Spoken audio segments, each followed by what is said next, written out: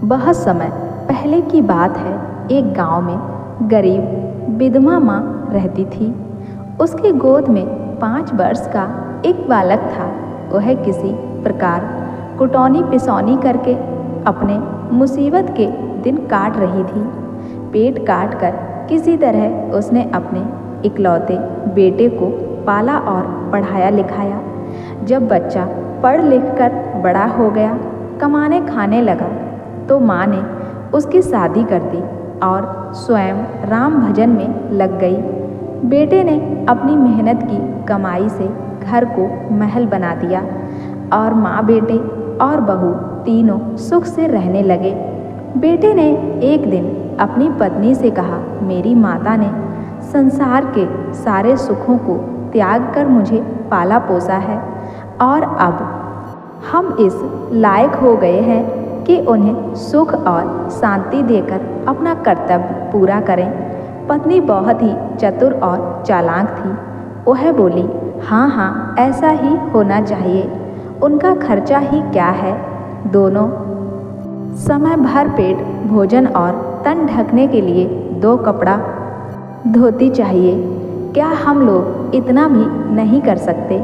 फिर क्या यह कोई पराई है? सास ससुर की सेवा से ही तो अपना धर्म कर्म बनता है। वह अपनी पत्नी की बात सुनकर बड़ा खुश हुआ और सोचने लगा, मेरी पत्नी बड़ी समझदार है। आपस की सुलह से घर का हर काम होने लगा। पत्नी ने अपनी चतुराई से पति को अपने बस में कर लिया और वह चिंता रहित होकर बाहर का काम देखने लगा। वह क्या जाने कि मेरी माँ पर क्या बीत रही है। जब सास भोजन करने जाए तो बहू बड़ी सी थाली में 1 रोटी और थोड़ी सी दाल परोस कर बैठ जाए। जब माँ रोटी खा चुके तो बहू चौके से एक सिंदूर की डिबिया निकालकर सास से पूछे, यह लोगी? माँ सिर झुकाकर कहती, नहीं बेटी, मुझे नहीं चाहिए। यह तो तुम्हारे लिए है, इसे अपने लिए रख लो। सास प्रतिदिन जब भोजन करने जाती तो बहू इसी तरह की हरकत किया करती। सास सिंदूर की डिबिया देखकर चौके से चुपचाप लौट आती। दिन पर दिन माँ दुबली होती गई। लाज की मारी पेट का दुख किसी से कह भी नहीं सकती। एक दिन बेटे ने बड़े प्रेम से पूछा, माँ, तुम दिनों दिन दुबली क्यों होती जा रही हो? तुम्हें अब कौन सा दुख है?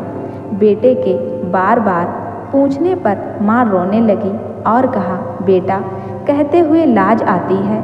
तुमको आंख भर देख लेती हूँ, सारा दुख भूल जाती हूँ। अब जीवन के थोड़े दिन बचे हैं, वह भी किसी प्रकार कट ही जाएंगे।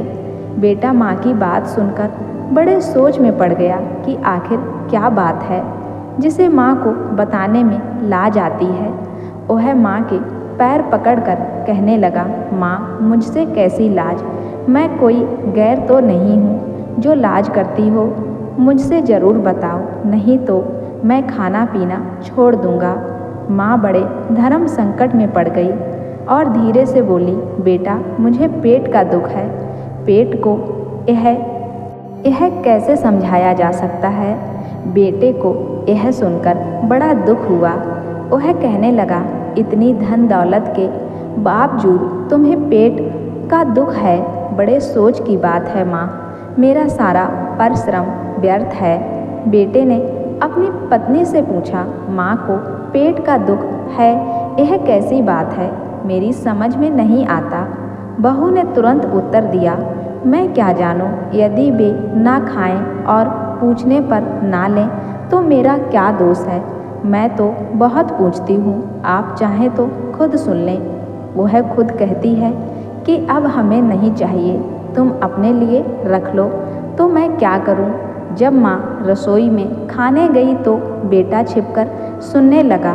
कुछ देर बाद जब बहू ने सिंदूर की डिबिया खोलकर दिखाई और लेने के लिए पूछा तो माँ ने नम्रता से कहा, बेटी, इसे लेकर क्या करूँगी? यह तुम अपने लिए छोड़ रखो।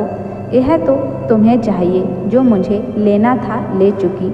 बेटे को माँ की बातें सुनकर बड़ा क्रोध आया कि जब इसे खाना पूछा जाता है तो इनकार करती है और मुझसे कहती है कि पेट का दुख है। बेटे ने माँ को एकांत में बुलाकर पूछा, क्यों माँ, एक ओर तो तुम कहती हो कि पेट का दुख है और दूसरी ओर बहू के पूछने पर खाना भी नहीं लेती हो और दुनिया भर की बातें करती हो कि हमें नहीं चाहिए। अब मैं लेकर क्या करूँगी? अपने लिए रख लो। यह दोरंगी बातें कैसी? तुम्हें भगवान के घर जाना है, आखिर झूठ क्यों बोलती हो? माँ ने कहा, मेरे लाल, तुझसे झूठ बोलकर मैं भगवान के घर भी नहीं रह पाऊँगी। मैं झूठ नहीं बोलती, तुम अपनी माँ को झूठी ना समझो। यदि मैं तुमसे झूठ बोलूँगी तो स्वर्ग में बैठे तुम्हारे पिता क्या कहेंगे? तुम्हारी बहू मुझे एक रोटी और थोड़ी सी दाल देकर फिर क्या देती है? तुम चौके में आकर स्वयं देख लो। जब माँ चौके में खाने लगी तो बहू ने एक रोटी और थोड़ी सी दाल देकर सास को फिर वही सिंदूर की डिबिया दिखाई।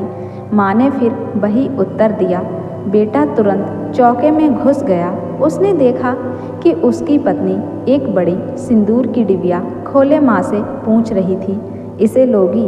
बेटा अपनी पत्नी का यह चरित्र देखकर क्रोध में बोला, अरे दुष्ट, तू इतना नीच है, मैं नहीं जानता था। तू हट जा मेरी आँखों के सामने से। मैं आज से तेरा मुंह नहीं देखना चाहता। वह बहू को घर से निकालने लगा, पर माँ ने उसे समझा बुझाकर शांत किया। बहू ने भी सास के चरण पकड़कर क्षमा मांगी और फिर तीनों सुख से रहने लगे। तो दोस्तों, इसीलिए कहते हैं कि कभी भी किसी के साथ बुरा बर्ताव नहीं करना चाहिए। एक न एक दिन उसकी चोरी पकड़ी ही जाती है। दोस्तों, कहानी पसंद आई हो तो मेरे चैनल को सब्सक्राइब जरूर कर लेना, साथ ही बेल आइकन को प्रेस करके ऑल पे क्लिक कर देना, जो ऐसी ही खूबसूरत कहानी आपको सबसे पहले मिल जाए। और वीडियो को लाइक शेयर जरूर कर देना।